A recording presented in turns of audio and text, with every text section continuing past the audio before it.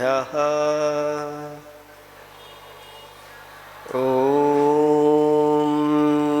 नमः सिद्धेभ्यः ॐ नमः सिद्धेभ्यः। निर्मल जल सामन है जिनका, चंदन से है दिव्य बचन। अक्षत सम अक्षत है श्रद्धा, सुमनों सा सुंदर है तन। नैवेद्य चरित्र ज्ञान है दीपक, वसु विधि करते धूप दहन। ध्यान सुफल है अर्घ्य समाधि, मुनिवर तुमको नित्य नमन। अनर्घ पद को पाने गुरुवर, मेरा अर्घ समर्पित है। एक जीवन क्या सौ सौ जीवन, गुरुवर तुम्हें समर्पित है। ऋषिवर तुम्हें समर्पित है। देवादिदेव 1008 कैवल्य कमलापति श्री आदिनाथ भगवान की, देवादिदेव 1008 वर्तमान शासनायक महावीर भगवान की, परम पूजक स्वाट आचार्य प्रवर गुरुवर श्री विद्यासागर जी महामुनिराज की, 3 करोड़ करोड़ मुनिराजों की, परम पूज्य मुनिवर श्री विमल सागर जी महाराज की, समस्त मुनि संघ की। धर्म स्नेही भव्यात्माओं, रेणसार ग्रंथ के अंतर्गत आचार्य भगवंत ने एक ही गाथा के माध्यम से श्रावकों को भी उपदेश दे दिया और श्रमणों के लिए भी उपदेश दे दिया। पूर्व पीठिका के माध्यम से श्रावकों के लिए और उत्तर पीठिका के माध्यम से श्रमणों के लिए कि श्रावकों का मुख्य धर्म क्या है। तो दानम पूजा मुख्यम, दान और पूजा इस श्रावक के मुख्य धर्म है, प्रधान धर्म है। दानम पूजा मुख्यम न सावया तेन विना।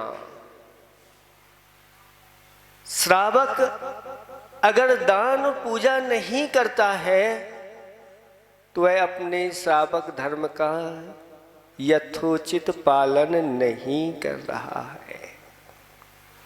और जो श्रावक दान और पूजा में लगा हुआ है वह श्रावक मोक्ष मार्ग में लगा है। मोक्ष मार्गी उसको कह दिया। बहुत बड़ी बात, ये रहस्य की बात है।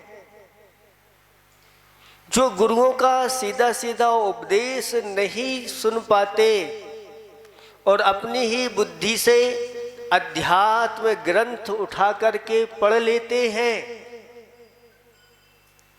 वह भटक जाते हैं। और ऐसे भटकते हैं कि उनकी वह भटकन फिर इस भाव में नहीं, भाव भाव में भी वह भटकन, उनकी भूल सुधर नहीं पाती। इसलिए आचार्य भगवंतों ने क्रमिक स्वाध्याय करने का विधान बताया। आपके लिए ही क्रमिक स्वाध्याय नहीं, मुनि राजों के लिए भी क्रमिक स्वाध्याय बताया कि मुनि राजों को भी क्रमिक से क्या शुरुआत में किसका कैसा स्वाध्याय करना चाहिए। अगर ये क्रम नहीं होता तो हो सकता है वह भी भटक सकते हैं और उस अध्यात्म को लेकर के अपनी जो चर्या यदवा तदवा कर सकते हैं। इसलिए चरणानि योग और द्रव्यानि योग दोनों की मैत्री जरूरी है। अगर ये मैत्री नहीं हुई तो फिर उसी प्रकार से कार्य हो जाता है कि एक जंगल में आग लग गई और एक अंधा व्यक्ति था और एक लंगड़ा व्यक्ति था और अंधा भाग रहा है किस ओर, जिस ओर से आग आ रही है। आग आग के लिए तो चिल्ला रहे हैं, लेकिन जाना कहाँ है। और हुआ यूं कि आग बहुत जल्दी शीघ्रता से उसको पकड़ लेती है।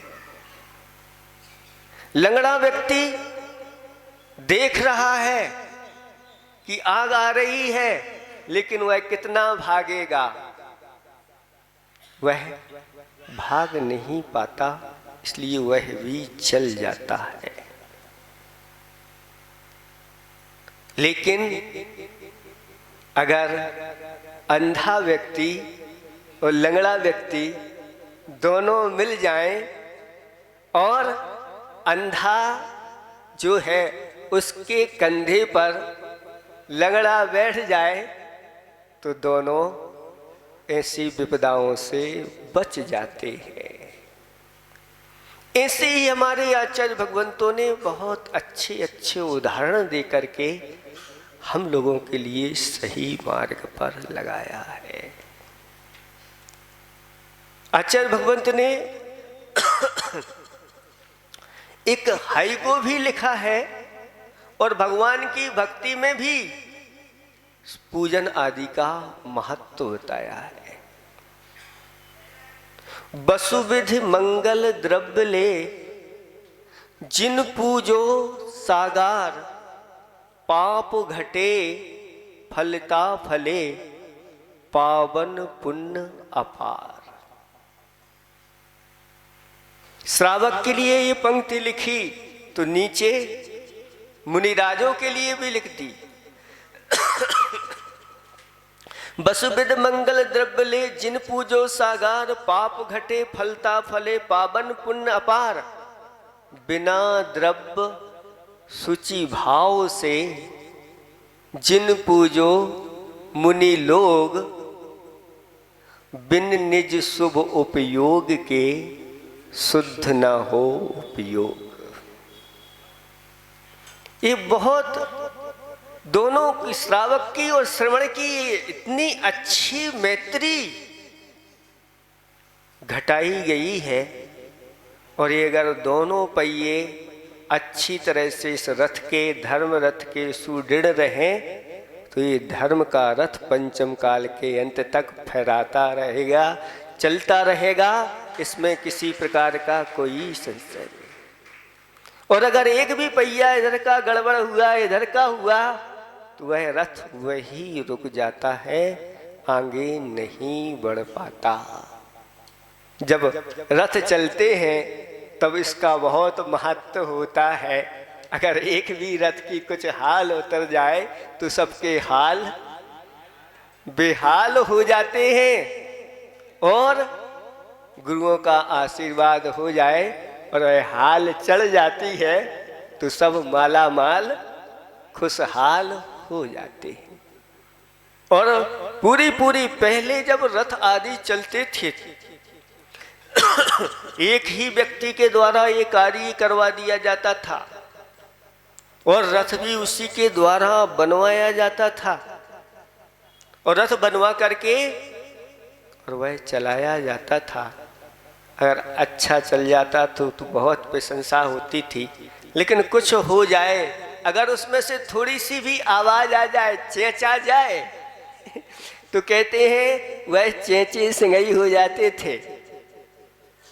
अगर खूंटा टूट जाए तो खूंटे सिंगई हो जाते थे, और टूट जाए कुछ तो टूटे हो जाते थे, आदि आदि। इस प्रकार से वह प्रसिद्ध हो जाते थे। ये अपने आप में बहुत महत्वपूर्ण है। आचार्य भगवंतों ने पूजा के अनेक भेद बताए हैं। नाम पूजा, द्रव्य पूजा, क्षेत्र पूजा, भाव पूजा, उसमें एक काल पूजा भी आती है। काल पूजा आप जानते हैं क्या कहलाती है? की है आपने कभी काल की पूजा? है नहीं? फिर भी काल पूजा तो आती है। इसी को समझना है कि काल पूजा क्या है।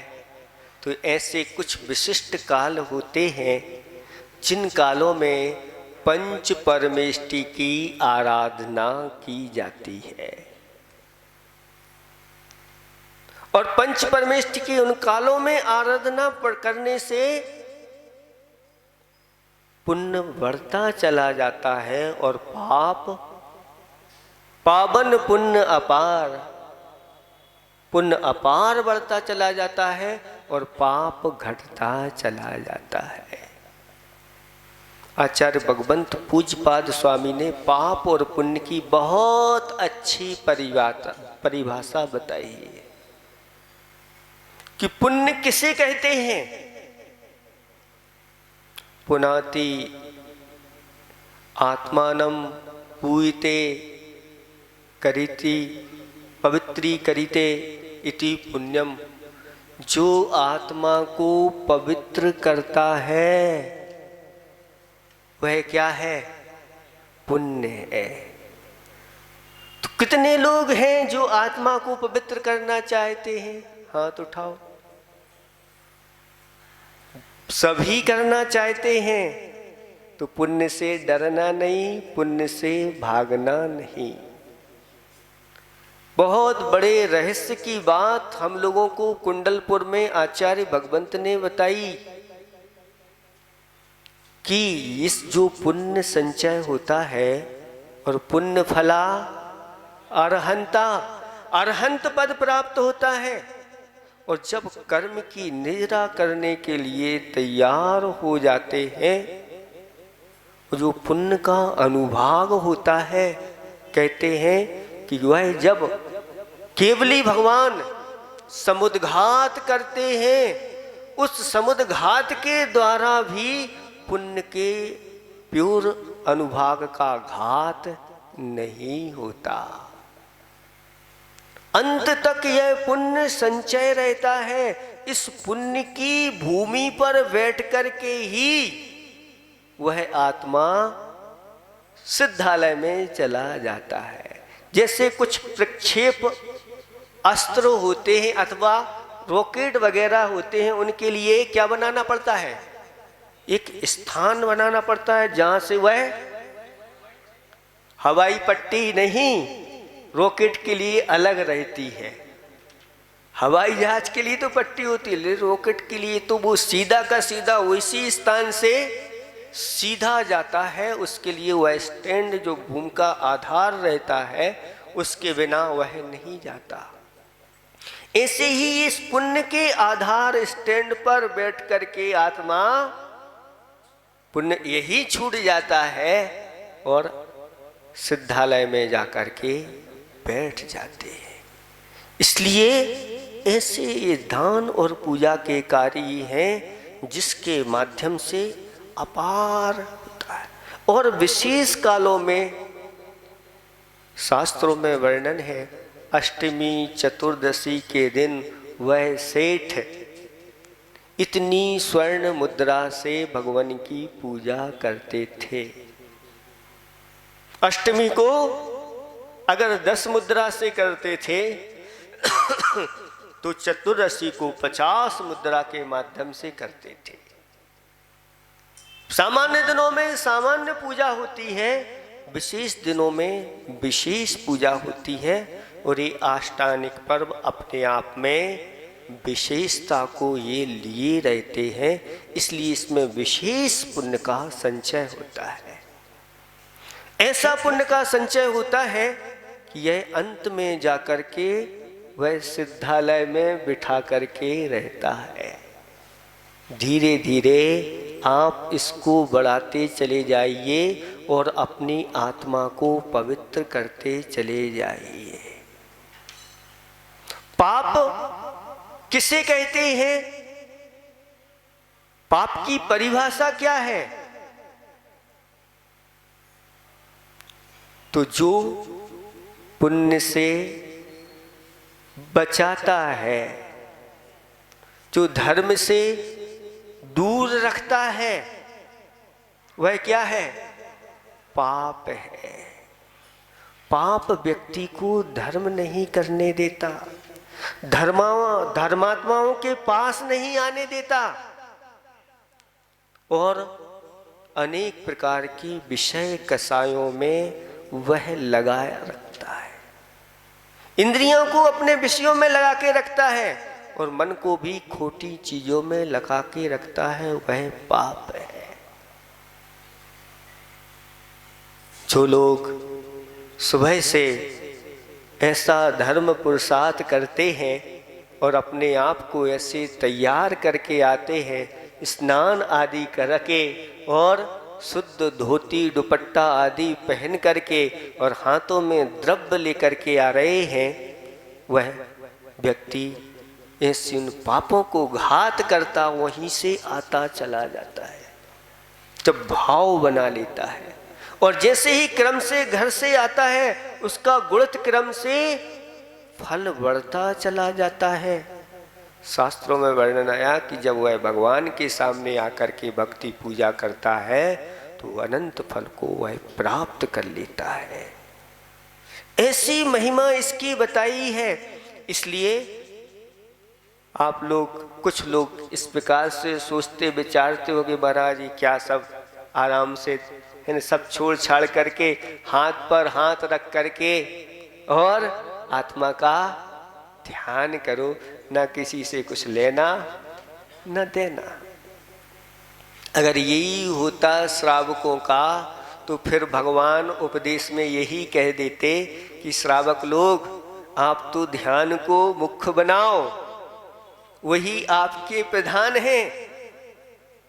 लेकिन ऐसा भगवान ने नहीं कहा और यहां तक कह दिया कि वह अगर ध्यान की बात करता है और ध्यान कर रहा है श्रावक, तो ज्ञान कहते हैं कि वह सिर से पहाड़ फोड़ रहा है। क्या फूटेगा? बोलो। ये स्थिति ऐसा क्यों कह दिया? क्योंकि इनके अनुभव भरे हुए हैं और ये प्रभु की वाणी है। क्योंकि श्रावक के लिए अगर वह ध्यान में बैठता है तो फिर अनेक प्रकार की वस्तुएं ही उसके ध्यान में बार बार आती हैं, क्योंकि परिग्रह के साथ ध्यान अनेक प्रकार के विकल्प कराता है। उसका उसके लिए भय बना रहता है, निर्भयता उसके अंदर नहीं आ पाती। इस कारण ये उनके लिए निषेध कर दिया। तो वसुविध मंगल द्रव्य ले जिन पूजो सागार, पाप घटे फलता फले पावन पुण्य पार। ऐसा उसका इनके माध्यम से मन लगता है कि घंटों कब निकल जाते हैं। अभी आप जब विधान करेंगे, जब अंत दिन में जब 1024 अर्घ चढ़ते हैं तो सुबह से लेकर के 12 कैसे बज जाते हैं लोग पता नहीं चलता। और ऐसा उसमें अतिशय पुण्य का संचय कर लेते हैं और एक साथ पाप कर्म की निर्जरा भी करते चले जाते हैं। आचार्य भगवान तो बार बार कहते हैं कि श्रावक का मन जैसा चौके में लगता है वैसा जाप में उसका नहीं लगता। चौकी में मुनिराज चले गए, 1 घंटा 1.5 घंटा कब निकल जाता है। ना तो पैर दर्द करते हैं, ना बाहर की दुकान, ना मकान, ना कुछ भी याद नहीं आता उसको, सब भूल जाता है। कुछ लोग तो ऐसे भी रहते हैं, आहार देना ही भूल जाते हैं, बनाई हुई चीजें ही भूल जाते हैं। अरे महाराज अब तो ये तो चीज रह ही गई। ऐसा उनकी एकाग्रता रहती है, ऐसी सावधानी रखती है कि कहीं महाराज के लिए कोई बाधा ना आ जाए। इसलिए आप लोग अच्छी तरह से मन बनाना है आप लोगों के लिए, और वास्तविक हमारा धर्म क्या है, इस धर्म को हमें कितना ऊंचा उठाना है, और इसके माध्यम से कैसे धर्म की प्रभावना निरंतर इस कलिकाल में भी आप लोगों के द्वारा भी बहुत बड़ी बड़ी प्रभावनाएं हो रही हैं। इसमें किसी प्रकार का कोई संशय नहीं। गुरुदेव का वरद हस्त आप लोगों के ऊपर है, इसलिए आप लोग बड़े बड़े विधान और पंच कल्याणक जैसे आप लोग तैयार रहते हैं। सहज पहले तो महीनों सालों वर्षों तक विचार करते थे, हो पाएगा, कर पाएगा, नहीं कर पाएगा। आज तो ऐसे ऐसे स्थान पर हमने पंच कल्याणक करवाया है जहाँ मात्र 18 घर की समाज है। 18 घर की समाज में पहला पंच कल्याणक कराने का अवसर मिला। आप विचार करिए, 6 मुनिराज थे और 6 मुनिराजों के लिए आहार दान भी देना है, वहाँ पात्र भी बने हुए हैं, वही डायरेक्टर हैं, वही एक्टर हैं, वही सब उन्हीं का है। इतना भव्य वह पंच कल्याणक हुआ था। लगभग पूरा का पूरा वह प्रांगण भरा रहता था, और फेरी के दिन तो जनता समा नहीं रही थी, लेकिन कोई व्यवस्था वहाँ पुलिस आदि की व्यवस्था आदि कुछ भी नहीं थी, और वहाँ एक कील भी इधर उधर नहीं हुई। ये है श्रावकों की भावना और विशुद्धि और उत्साह आनंद। ऐसे आप लोगों के लिए गुरुदेव के आशीर्वाद मिले हैं, आप लोग ये कर रहे हैं, और साथ साथ में ऐसे भव्य जिनालयों का आप लोगों ने निर्माण करने का आशीर्वाद गुरुदेव से लिया है, जो देखने में कुंडलपुर जाते हैं तो ये अकृत्रिम चैत्यालय जैसा लग रहा है। ऐसे ही भोपाल में भी आप लोग देख करके आओ। भाई जितना बनाए हमने तो नहीं देखा, लेकिन जो देखते हैं देखते ही रह जाते हैं। अभी तो ये शुरुआत है, अभी 25, 50, 40% हुआ होगा, लेकिन जब पूर्णता को प्राप्त होगा उसकी क्या होगी, सब देखते रह जाएंगे। यहाँ नहीं, पूरे के पूरे भारतवर्ष में ही नहीं, पूरे के पूरे विश्व में भोपाल नगर की चर्चा विस्तृत होगी। इसलिए ज़्यादा कुछ नहीं कहना, समय आपका हो गया है। संक्षेप से इतना ही आप लोगों के लिए दिया कि दान और पूजा आप लोगों का मुख्य धर्म है, तो श्रमणों का मुख्य धर्म ध्यान और अध्ययन है। श्रमों के लिए, ध्यान अध्ययन के लिए आप लोग अनुकूलता बिठाते चले जाओ, और आप अच्छी तरह से दान पूजा करते चले जाओ। धर्म की ध्वजा हमेशा ये लहराती रहेगी। इन्हीं भावना के साथ अहिंसा परमो धर्म की। बंधुओं 2 मिनट का समय आपका और लेंगे।